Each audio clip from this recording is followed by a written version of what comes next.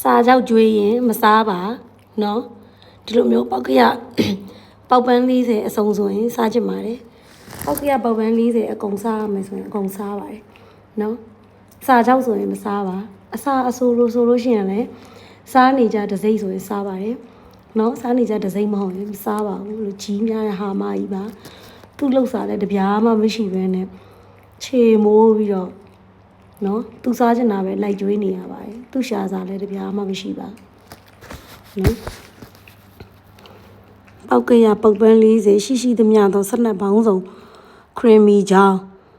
နော်အစာအဆိုး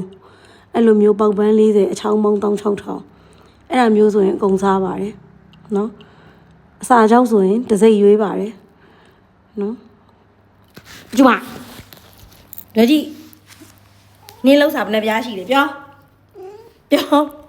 နင်းလောက်စာဘယ်နှပြားရှိလဲပြောနင်းလောက်စာဘယ်နှပြားရှိလဲပြော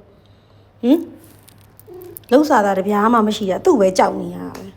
တွေ့လားမခွေးပဲကြိုက်တော့မခွေးကြိုက်ပြီးတွေ့လားမကြိုက်ဘူးပူချူမရဲ့ train မှာ